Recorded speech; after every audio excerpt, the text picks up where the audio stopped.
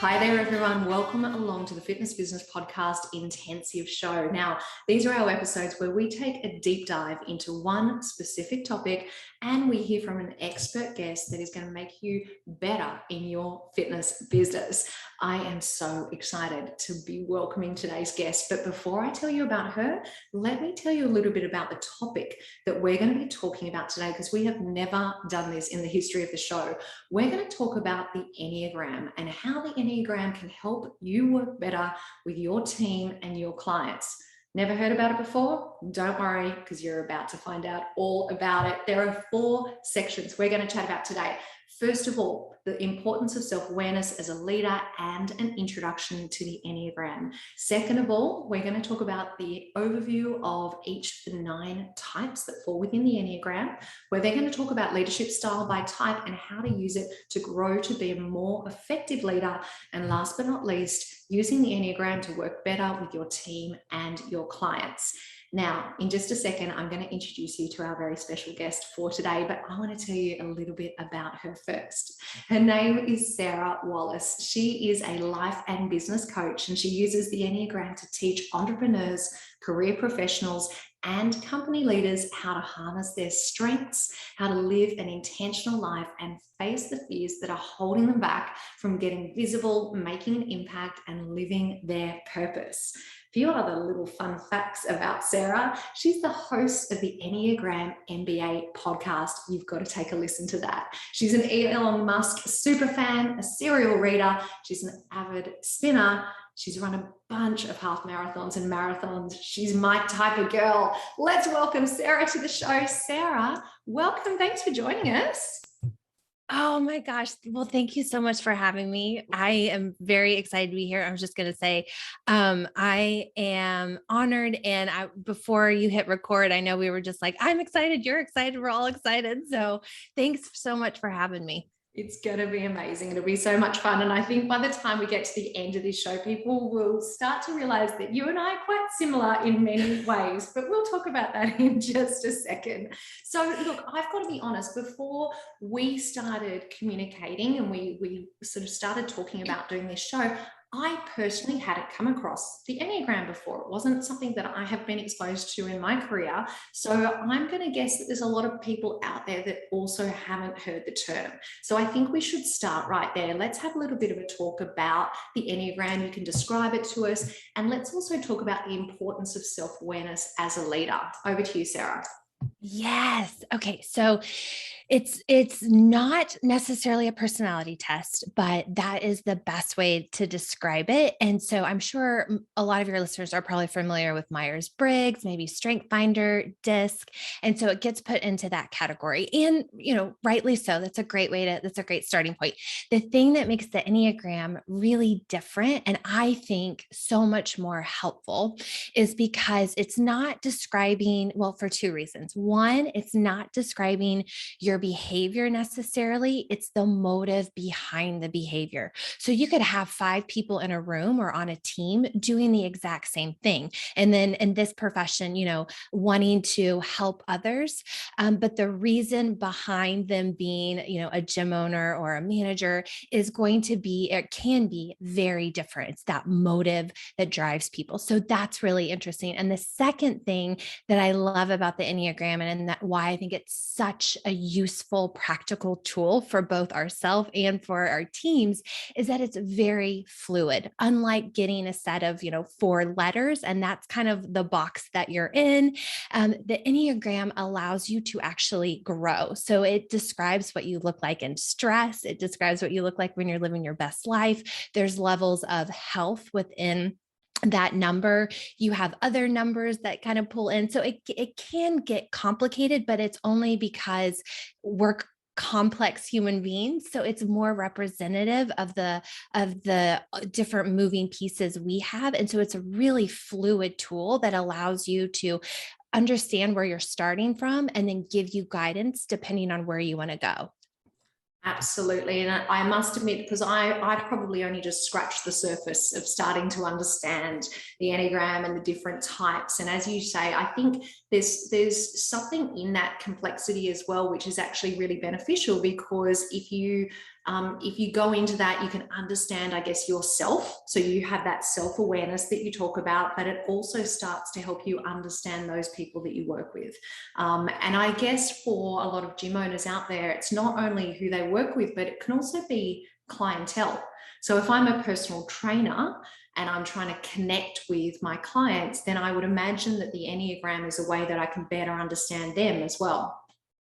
Yeah, and the thing too is that you don't even have to know their type necessarily if it is a client, but just understanding that there are very different ways that people are looking at the world than you are is tremendously helpful. And you can kind of pick up maybe, the more that you learn about your type, the other types, and you can kind of see like, oh, this person might need, and as coaches in your industry, I'm sure that they've already gotten some of this training. It's like what type of motivation might work for somebody might totally deflate somebody else. And so it's just having that understanding. I'm looking at the world through this set of glasses, but somebody else is going to be looking at a completely different set of glasses. And just to understand that that's how I see it. And then that's how somebody else might be seeing it. And just having empathy, compassion, understanding can go so far. And by having those things, you become a more effective leader, a more effective coach, able to help people better because you're able to communicate more effectively. That makes complete sense, Sarah. So there are 9 different types. Do you call them types and then subtypes? Is that the language that you use?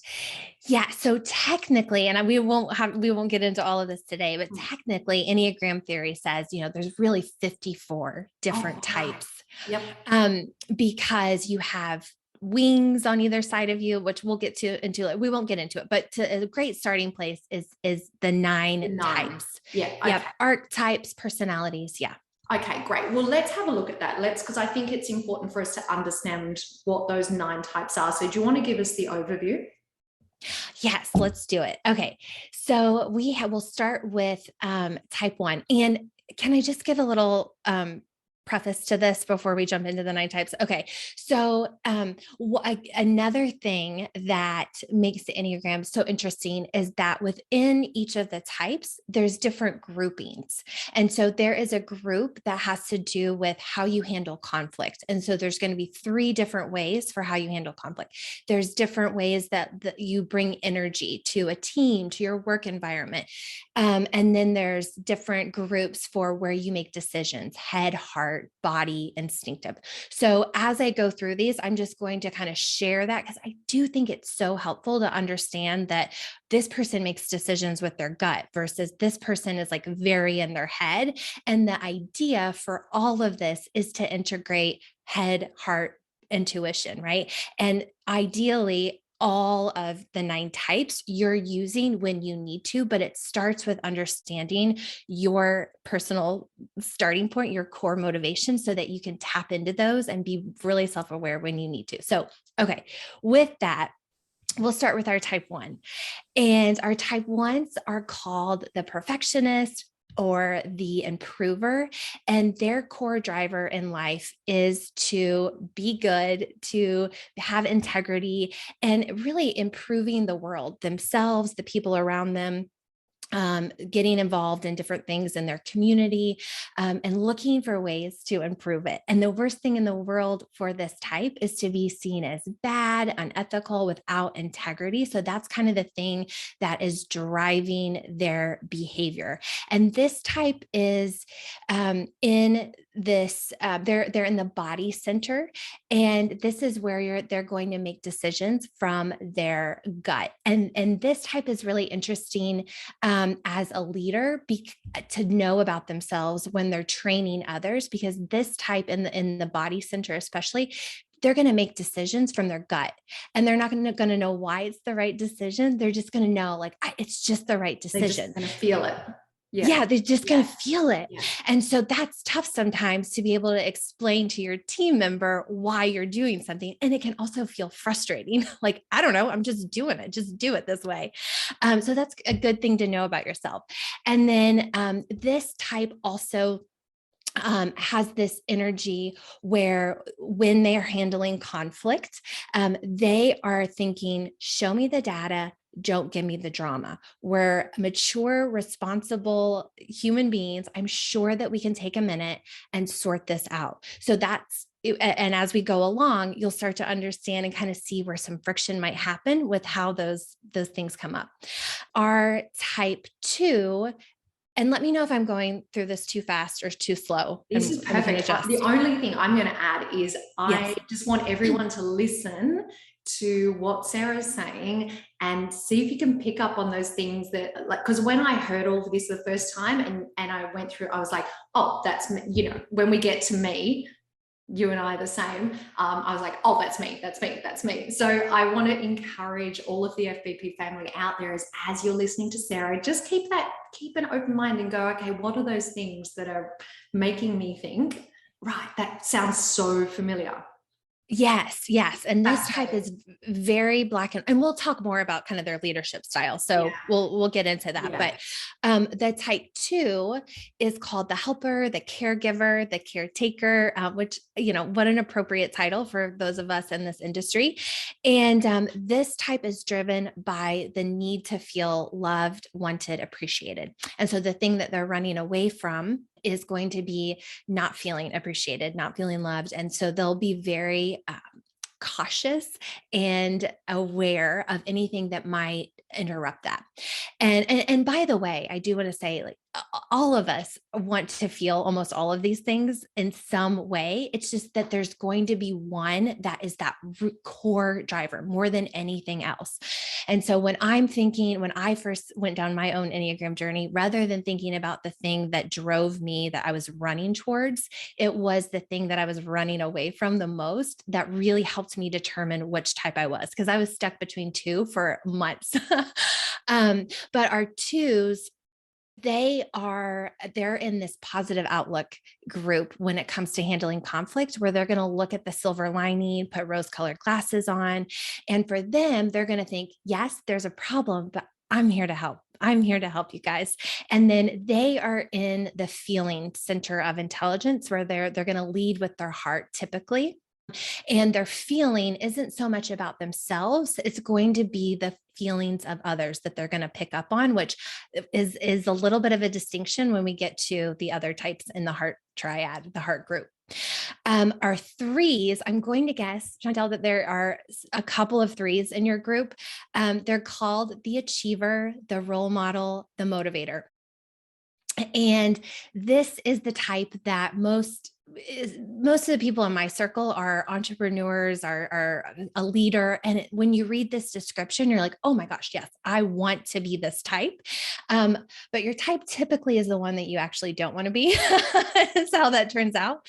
But the 3 is very future focused, thinking what's next. The thing that drives them is success. They not just success, but to be seen as successful. So that's important. Image is very important to them.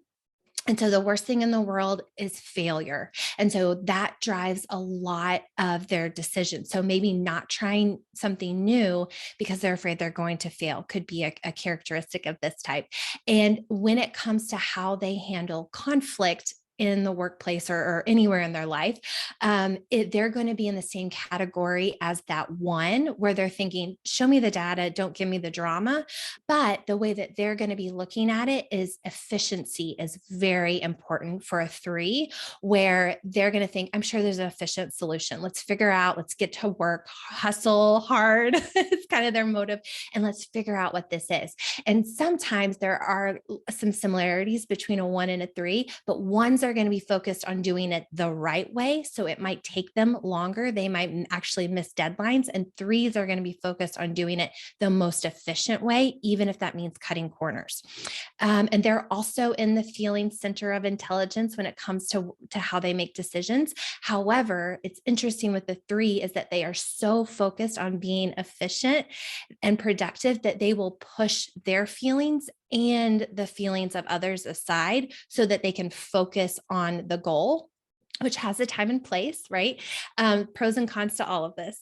So type 4 is called the individualist or the artist, the creative. And this type is really driven by wanting to be unique, wanting to be special, to find themselves and to be accepted, but not just to be accepted for their true, authentic self.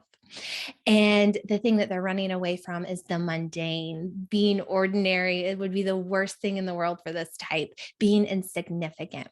And they are also in this feeling heart center where they're making decisions. But the difference between them and especially the two is that they're picking up feelings, but really in touch with their own feelings and less in touch with the feelings of others. Although they are the only type really on the Enneagram that doesn't rush to solve problems. So they actually make excellent coaches and friends because they can sit with someone's pain, difficult situation and say, I get it. I relate, rather than, most of us are like, well, let's look at the positive side, or how can we fix this?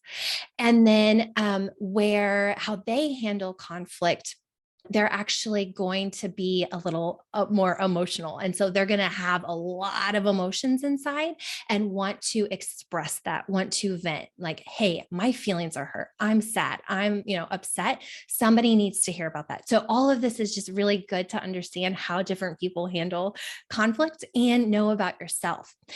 Okay, so our type 5 is known as the investigator, the expert, the innovator, the observer, and they tend to be a little bit more withdrawn. Again, that's a behavior trait though. So that doesn't necessarily mean that you are a type 5 if you happen to be more withdrawn. The thing that is really driving them in life is to be seen as capable, competent, self-sufficient. So the worst thing in the world would to be in a situation where they don't have the answer. They don't know what to do. They somehow feel like they're dependent on somebody else.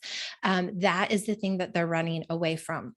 And this type 5, is getting into the head center, the thinking center of intelligence, where they're leading their decisions with their head. And that, again, has a lot of pros, thinking logically, taking in information, but also then you sometimes cut off the heart and the intuition because you're so trying to figure it out all the time. And then how they handle conflict, they are the last type in the data, not drama group. And there's technical words for this if somebody's really wanting to nerd out on the Enneagram, but I'm trying to. Oh no, I love data, not drama. That's okay. Perfect. We all get that. Okay. And so they are rounding out that third type in that group, and they're thinking they are excellent at detaching. And so if you're in a relationship with a type 5 and you're an emotional person, you could see where the conflict might happen here. And they are going to handle that situation by saying, okay, let's calm down. Let's look at the data. Let's look at the data. Let's take some time though. Unlike the 3 where it's like, okay, we can solve this. They're going to take some time. They're going to need some time to look at everything, think about everything, and then come back with a solution. I'm just going to jump in before you go to the next one and just say, I think it's so funny. And I don't know if you guys, as you're listening, if you're doing the same thing as me, but in my head, I'm like, oh, that reminds me of so-and-so, and that reminds me of so-and-so. Like there's little things just popping up into my head that as you're talking through them, I'm like, yep, got it. It makes total sense. Yes, I know. I do the same thing. And you can start to, think, oh my gosh, this client or my significant other or whatever. Yeah. But it is so interesting. And they caution us, in my training about doing this, because I have thought that even my own parents, I nailed my mom as I was like, oh, she is definitely a 2. Yeah. And, she turns out to be something completely different. So but yeah, it is kind of fun to start to see it's funny you say that, because that's what I was thinking. I was like, oh, well, when you were talking about the artistic one, for example, I've thought of someone in my life that, oh yeah, that's that person. But then I'm also very aware that we're just touching the surface, right? There's so many more layers that you can go into. And I didn't mention it up front, but I know that you've sent me a couple of links, and we'll share these links with all of you that are listening and watching right now, because there's kind of like a short, I was going to say test, but a short type of activity that you can do to get a bit of an idea of what you might be, but then there's also obviously the longer one as well. So I'm jumping ahead, but anyway, so back to you. We're up to type 6. Okay, we're up to type 6. We're rocking and rolling. Our type 6 is called the loyalist, the troubleshooter, the guardian. And the thing about the 6, and sometimes people think that they're 6 because they have anxiety, but don't we all in some way? But the 6 is actually the thing that they fear is really fear itself. And so the thing that is driving them in life is to be safe, secure, grounded, have a support, be supported. And they are making decisions, always thinking, kind of predicting worst case scenario and then coming up with a plan. And ironically, our 6s are most likely going to be the most calm in a crisis because they've thought about the 10 things that could go wrong and they are prepared for that. And I think we all probably know a couple of people who have this energy. And so they are, when it comes to making decisions, they're the second type in that head center.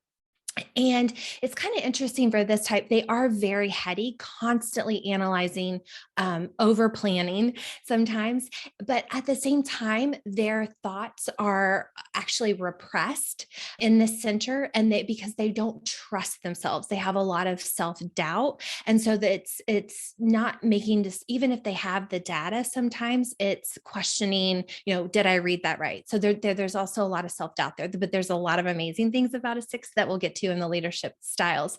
The thing, how they are going to handle conflict, they are also in that kind of emotional category, and their emotion is going to probably be anxiety and worry, and they're absolutely going to need to vent about that. And the types in this emotional category, and there's no right or wrong way, right? But it's interesting, and because you probably know people like this too, or maybe you are one. It's like when something happens, whether it is a worry or something you're sad about or mad about, we'll get to that one in just a second. These types want people to have the same reaction. They want to be able to vent, and then they want that person to also like really get upset about it.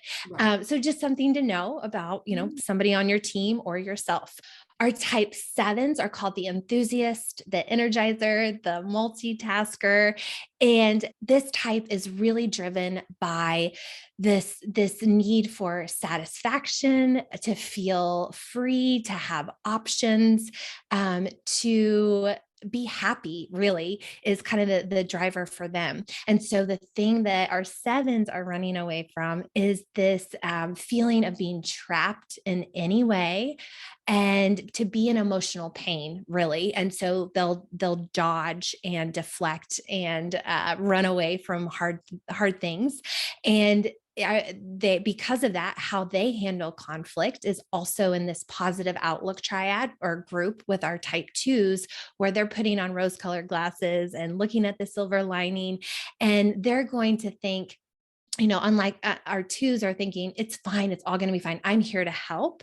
Our 7s are just going to kind of say, it's fine, it's going to be fine, I'm fine. I don't know if you've ever said that, Chantel. Oh, it's so funny. I'll jump in here because it's so funny, because yes, this is me, like to a T. There's everything in 7. I was like, yes. But I was listening, Sarah, to one of your podcasts recently, and it was one of the ones where you talked about being a type 7, and you gave all of these examples, and I was literally just there giggling because I just kept thinking, yeah, this is me to a T. So I want everyone to have that experience, depending on what they are, to really go through this process and work out what you are, because it's quite an eye-opener when you realize just how much some of these traits really reflect you. I mean, you were talking about dodging conflict and, and always wearing the rose-colored glasses and looking at the happy side of things. Yeah, that's me.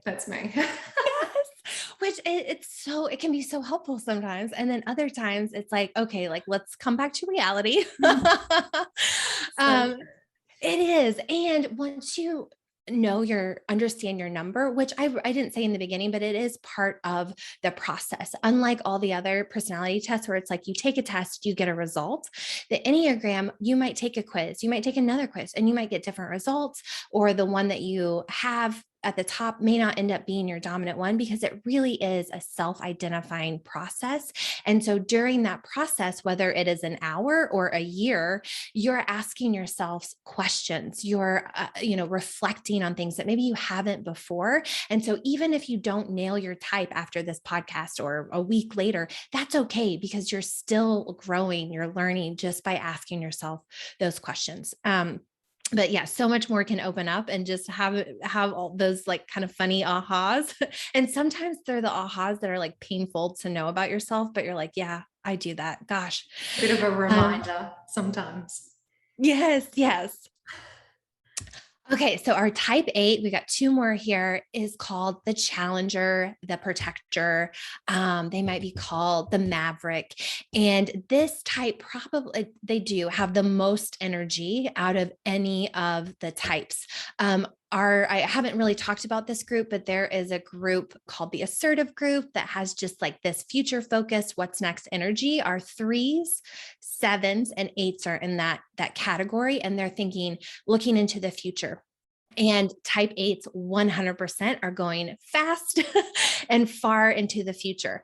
And the thing that drives them is this need to feel like they're protecting themselves, and they will protect others too. Like once they have a crew that they are very loyal to, they're also watching out for those people. And so the thing that they fear the most is being harmed in some way. Being vulnerable is the most terrifying thing for our type 8s, because that opens them up to being controlled by somebody else, which is really great to know. They tend to be natural leaders. So I'm sure you have some type 8s in this community.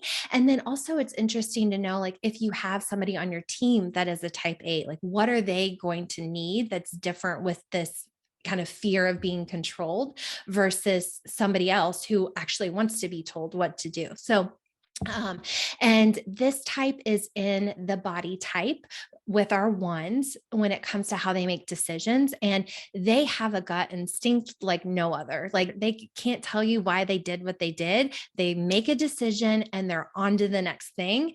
And just with that kind of that forward moving high energy. And how they're going to handle conflict is they're in the same group with our 4s and our 6s, being very emotional. But the emotion that the 8 is typically going to express is anger. And really, a lot of times they're very passionate. They're huge-hearted people, but they're direct.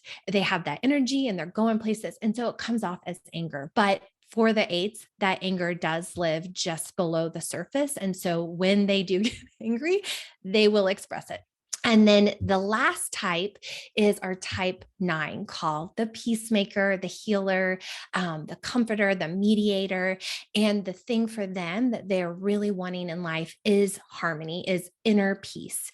And so the thing that they hate is to have any type of conflict, which is like the exact opposite of our type 8s. And the reason being is because they want to belong, and they want to, unlike our 4s, where they want to belong for being their authentic, true self. It's important for the type 9 to belong.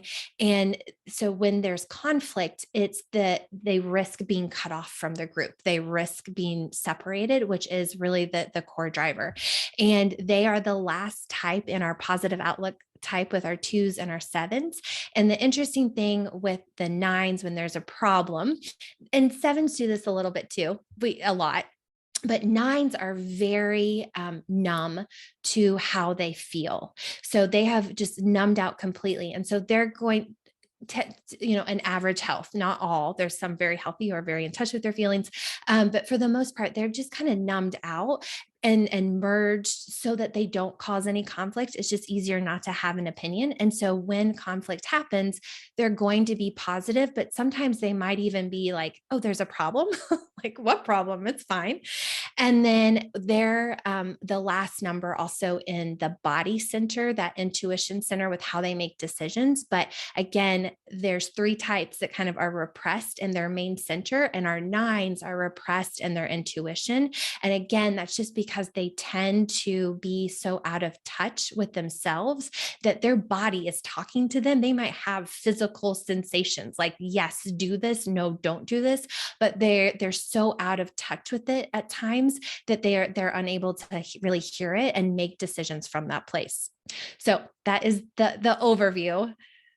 Amazing, amazing. Thank you for explaining each of those so clearly. And I think, as I mentioned on the way through, I feel like as you hear them, you start to recognize some characteristics and things that you can associate either with yourself, and that's what, you know, we want, the starting point that we want, but also with other people in our lives. And that was just the top line, but obviously everyone could go a little bit deeper than that as well. But I want to take that knowledge now and talk a little bit about leadership, because the next section that we're going to dive into is leadership style by type, and specifically how to use it to grow to be a more effective leader.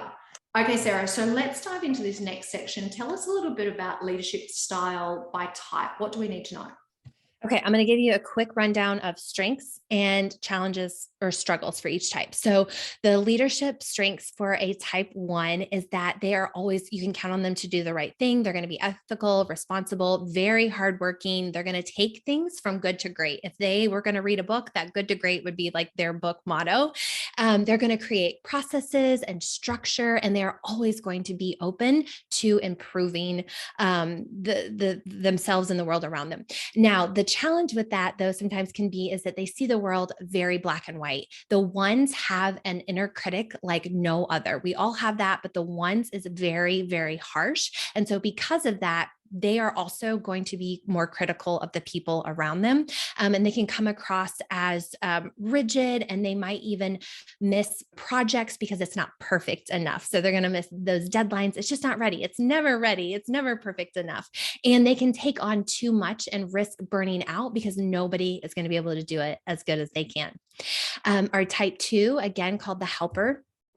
Their strengths is that they have the superpower of this intuition, being able to read another person. So they are amazing on teams for understanding how somebody might be feeling if they're having a bad day. And then also not just being aware of their needs, but also giving the person what they need to solve whatever problem it is or issue that they're having. They're very flexible. They're going to be willing to pitch in however they can. I think there's a book called like Servant Leader, like that would be their book.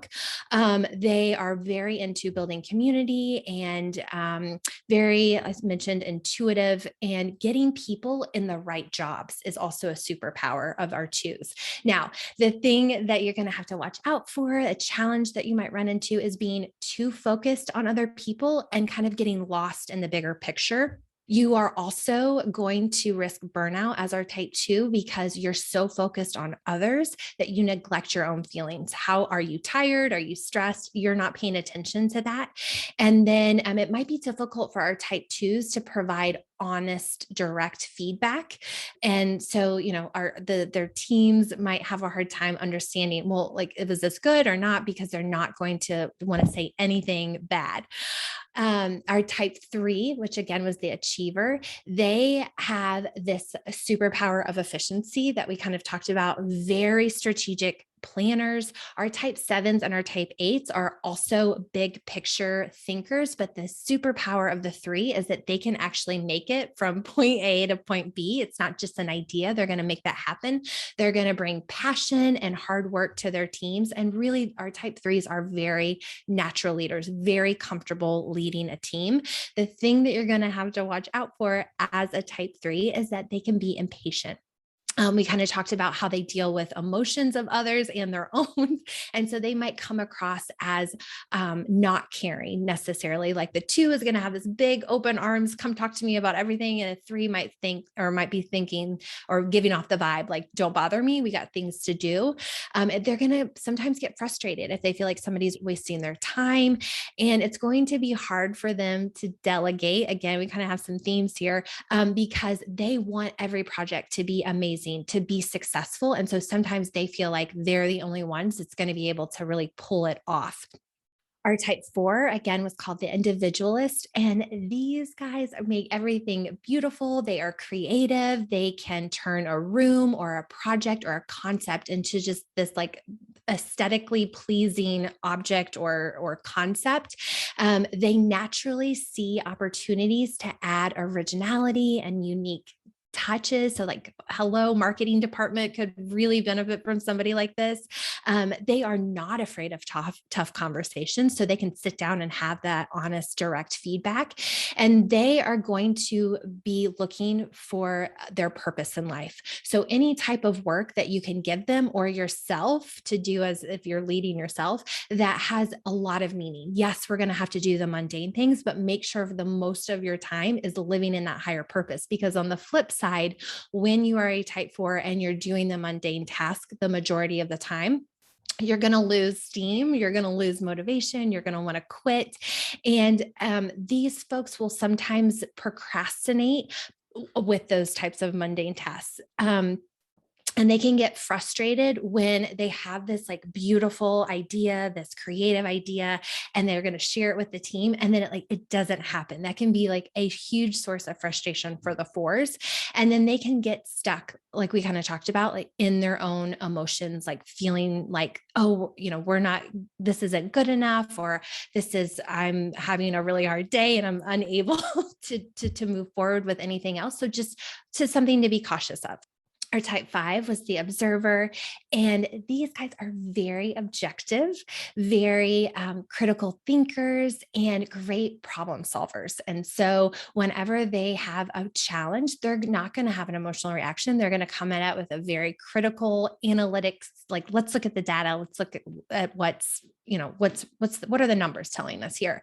They're genuinely lifelong learners. They love to learn, also very improvement focused, and they're going to research everything. So if somebody comes to them with a problem, they're not just going to give them a one-word answer solution. They are going to take it to Google. They're going to pull all their resources and get a very in-depth solution. So like when buying equipment, they're going to be the people like looking at all the reviews, comparing things. And then the challenge for that is that you're going to sometimes get stuck in research mode and not be able to move into action mode. And then they are more isolated, tend to be more introverted is their preference. So sometimes collaborating on a team can be a bit difficult for the type 5s. And our type 6s are called the troubleshooters, also very good at looking at the data, explaining complex problems and making them very easy to understand. Again, like what a talent as a leader to be able to take that concept and just distill it down for a client or for their team. They're very humble and honest and witty. And they are excellent on teams. Like collaboration is something that they excel at very much. And they are called the troubleshooter because they might come across as pessimistic, but it's just because they care about the people on their team and want to avoid catastrophe or anything going wrong for them. So they'll bring up things like, what if what happens, or what if this happens? And it can come across as a downer. And that's maybe a challenge to be aware of, but it's coming from a place of they want to take care. They're very loyal. They want to take care of the team. They want to take care of the cause, the mission. And so just, balancing some of that on a team, not crushing creativity or new ideas with all of that analyzing. And then sometimes for this type 2, they're in the head, they're analyzing, they're thinking, and they can overwhelm people with a lot of data, and to the point where it's like, I don't know, what am I supposed to be doing? And our type 7s, called the enthusiasts, they are incredible vision casters. They are going to naturally kick off initiatives. They can be counted on to move things along, very good at reframing problems into opportunities. The downside of that is that they have so many ideas, but will sometimes struggle to actually make them happen. So I call it like that idea graveyard. I don't know if you have one of those. Oh yeah. Definitely. That was one of the things that I was like, yeah.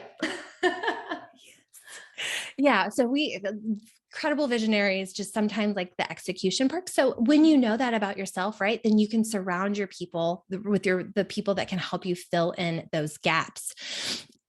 They also tend to get bored really easily, like feeling trapped. They will want to run away from those types of things, which, there's going to be hard things that come up in business. So again, when you know that about yourself, you can kind of manage, regulate.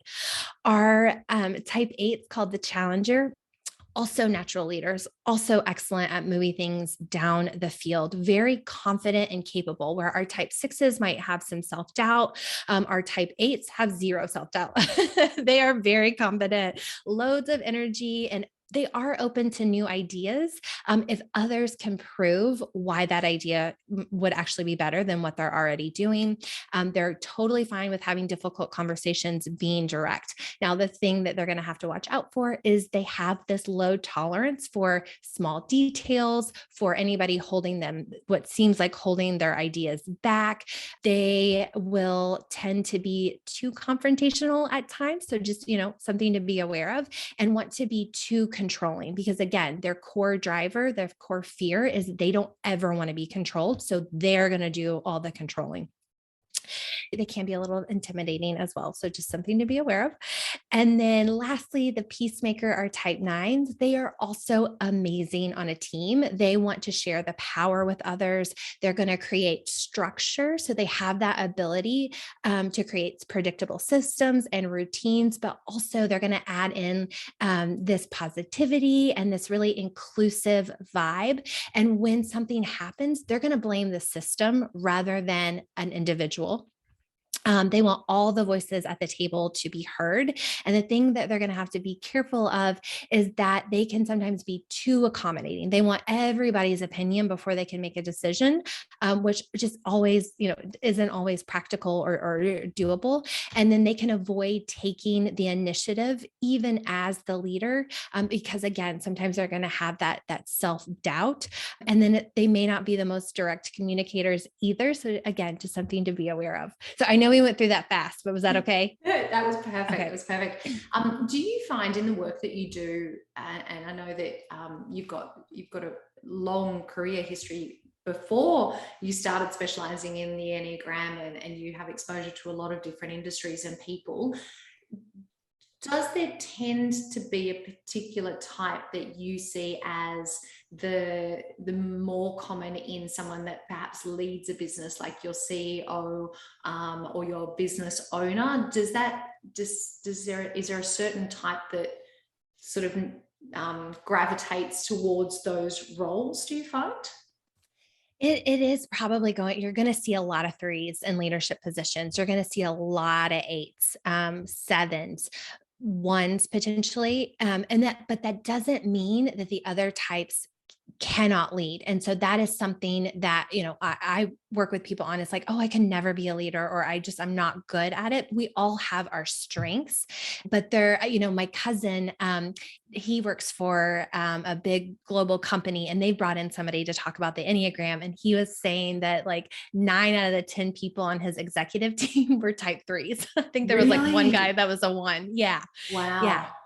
It's very interesting, isn't it? Because you do start to think about, okay, so which traits are going to be really beneficial. But I like that you said that, it's not exclusively those types. There are actually, opportunities for everyone. And I think that probably leads us to a really good point, which is talking about how to actually, once you start to understand your own Enneagram, how you can use that knowledge to work better with your team or work better with your clients. So what type of advice can you give us around that one? And to that point, and it has to do with this too, is once you understand your type, the Enneagram is really interesting because it gives you another type that you go to when you're growing. And then it gives you another type when you're stressed. And so the 9, for example, goes to the type 3 in growth when they're being intentional with their decisions and their life and that sort of thing. And so they can absolutely like dip into that achiever role, even as a 9, that may not be as natural of a leader, which I love that you can pull those in.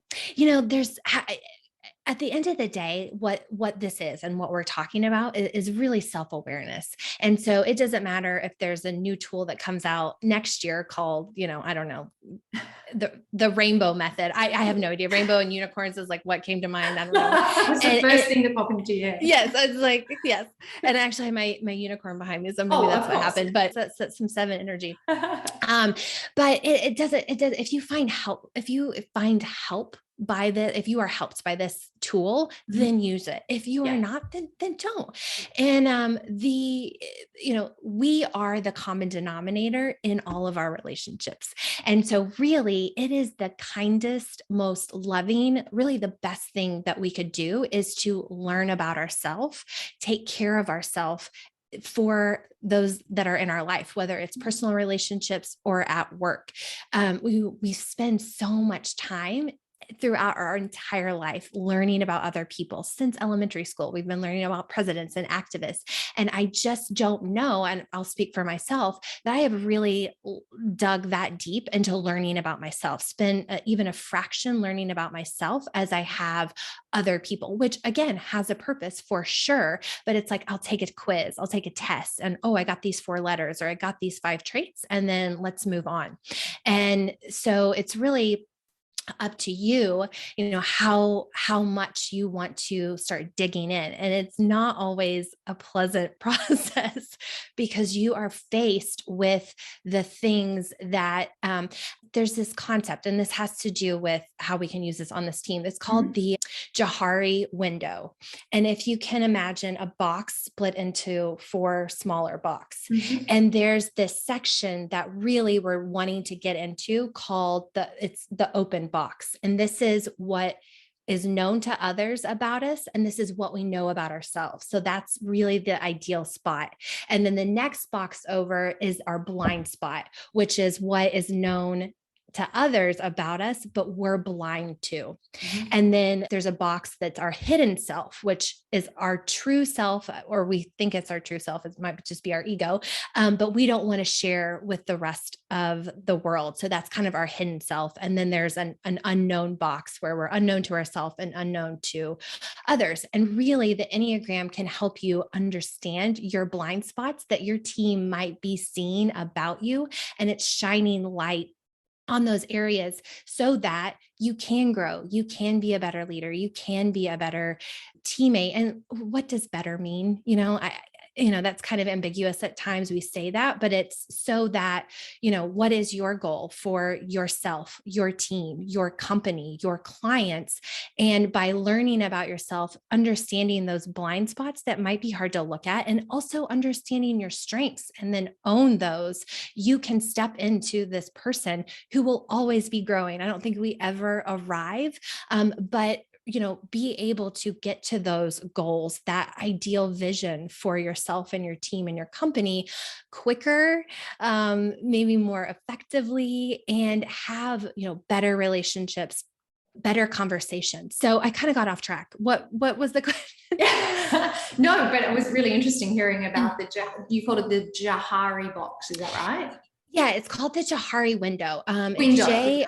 Yes, the Johari window. Yeah, and it's used a lot in like therapy and personal development. It is so interesting.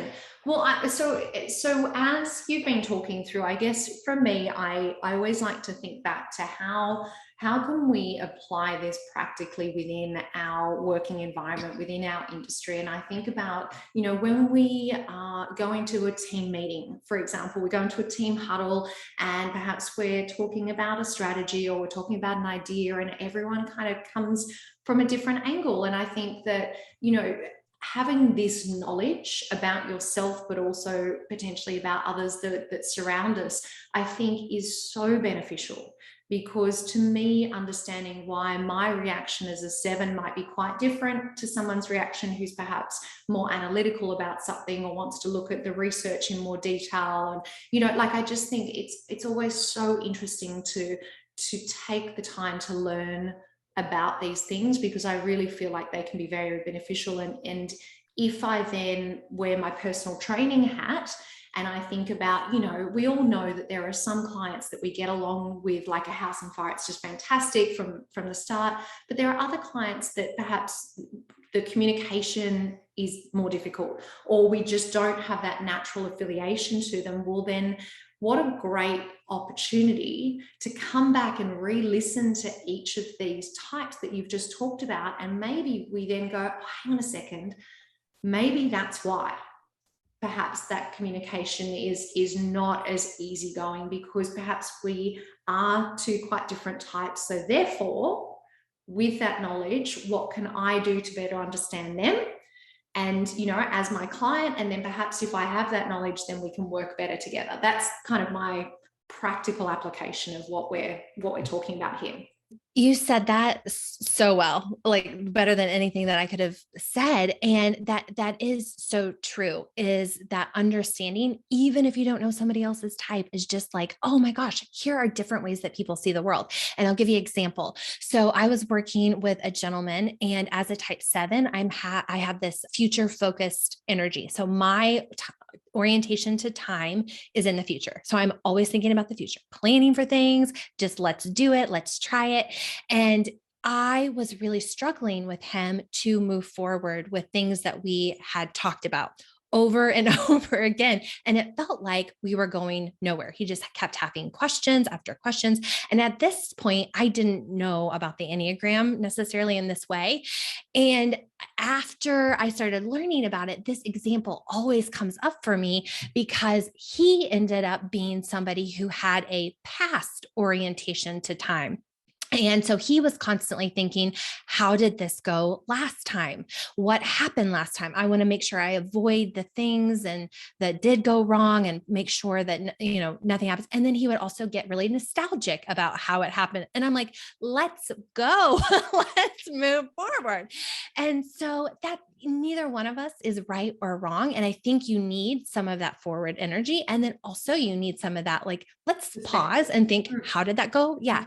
And so just understanding, like, even that, the fact that there's some people that are like really present, and which is good, but they're only able to see the mountain in front of them, where they can't see how far they've come, and they don't remember that there's something on the other side of the mountain. And just even those little things like that can really help you see how other people are viewing the world. It's not just the core motive, but that's the place to start. But then there's all these other ways that you can really help somebody, because by me telling him, just do it over and over, like, let's go, like, is not helpful at all. Right. And so I know that we probably have, your listeners probably have those conversations with clients, and then also with team members, with somebody who's a 5 and wants to research, the next big equipment buy. And you're thinking, no, I know in my body, like, this is the right decision. The gut feeling. Yeah. Yeah. Yeah. And so that there's going to be their conflict. And rather than getting frustrated and shutting down and just doing what you always do, both people, it's like, oh, I'm acting like this, because really at the end of the day, most of us are on default mode. We're on autopilot. And we're going to use the excuse, well, this is just how I am. That's just how they are. And that is not true. But in order to make intentional change, you first have to know where you're starting, know what you even need to change. So there's self-awareness, and then there's self-acceptance, like, just accept where you are starting right now, and then make the decision, if you want to start making intentional change. And it starts with yourself, right? It makes complete sense, Sarah. I honestly feel like I want to talk to you for hours, because I know that we have really just skimmed the surface when it comes to the Enneagram, but I feel like I have learned so much from you today. And I really, really, truly hope that the FBP family out there feel the same way. And it kind of just, it gives them that little preview into what they can start to learn if they dive that little bit deeper into the Enneagram. So let's talk about just one action. We call this our Keep Me Fit Bizpiration. Get your pen ready now for Keep Me's FITPIZPIRATION. And for that today, just tell us, what is that number one immediate action that you recommend that all of the FBP families should do right now to take this information and to start to move forward, perhaps discover a little bit more about themselves and the Enneagram? Well, there is a free quiz that we'll put in there in the show notes. That's, 10 minutes to take, maybe less. And that is a great starting point. I also have a resource for you guys based on your leadership style and like what it is, the view from inside that type that might also be helpful. But at the end of the day, again, these tests, these resources are giving you questions to start to take yourself off default mode. Our personality really at the end of the day is just unquestioned patterns of thoughts and behaviors and feelings. And so when we're faced with how we are and we can kind of confront that or question that, whether it's what you came back with on your Enneagram quiz, to be able to say, that's not me at all. And then question, well, why not? What about that doesn't feel true? Or, oh my gosh, that's so me. Why is that so me? And just start to ask those questions. But I would recommend starting with some sort of resource, the quiz, the guide that we'll provide to start on that path. Keep Me, Smarter Member Retention. KeepMe.ai. Amazing. That is a great action to finish up on today. Well, Sarah, thank you so much. It has been a joy to listen to you, to learn from you today. We're really grateful for you coming on and being a guest. And I just want to remind everyone, of course, we will put the video, we will put the audio, we'll put those resources all in the show notes. Plus, make sure you check out Sarah's podcast, the Enneagram MBA. Have I got that right? Yes. Awesome. So guys, make sure you jump on, take a listen to that as well. I'll put the link to that in the show notes and Sarah's contact details. So Sarah, thank you so much for being a guest on the Fitness Business Podcast. Oh, thank you so much for having me. This was a lot of fun. I appreciate it.